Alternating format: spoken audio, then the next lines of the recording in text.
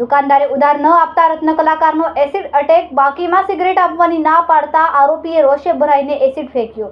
પીડિતનો માથા અને મોઢાના ભાગ તાજ્યો. આરોપીની ધરપકડ કરાઈ.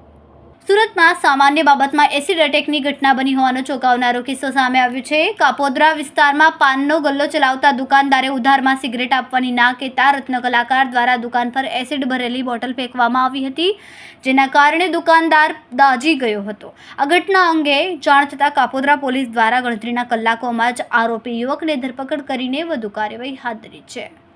મળતી માહિતી અનુસાર કાપોદ્રા વિસ્તારમાં સત્યનારાયણ સોસાયટી ખાતે શિવ શક્તિ શેરી પાસે રામ પ્યારે રામ સ્નેહ કુશવાત પંડિત પાન સેન્ટરને નામથી પાનનો ગલ્લો ચલાવે છે. ગત 31 માર્ચના રોજ આરોપી રત્ન કલાકાર રાકેશ બાબુભાઈ બારૈયા ગલ્લે આવીને રામ પ્યારે પાસે ઉધારમાં સિગરેટ માંગતા દુકાનદારે આપવાની ના કહી હતી.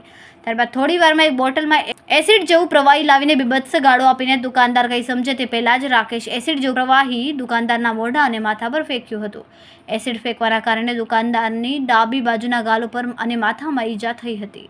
આ મામલે કાપોદ્રા પોલીસ સ્ટેશનમાં રાકેશ વિરુદ્ધ ફરિયાદ નોંધવામાં આવી હતી. પોલીસે ગણતરીના કલાકોમાં જ રાકેશ ઉર્ફ ઠંડી બાબુ બારૈયાને ઝડપી પાડ્યો હતો. કેમેરામેન સેનિલ વિરાણી સાથે વિશાલ છેઠા, માનવ પ્રભા, સુરત. અમારા વિડીયોની નવી અપડેટ મેળવવા માટે સબસ્ક્રાઇબ કરો માનવ પ્રભા ન્યૂઝ ચેનલને. બેલ આઇકન ક્લિક કરો લેટેસ્ટ વિડીયો સૌથી પહેલા મેળવવા માટે.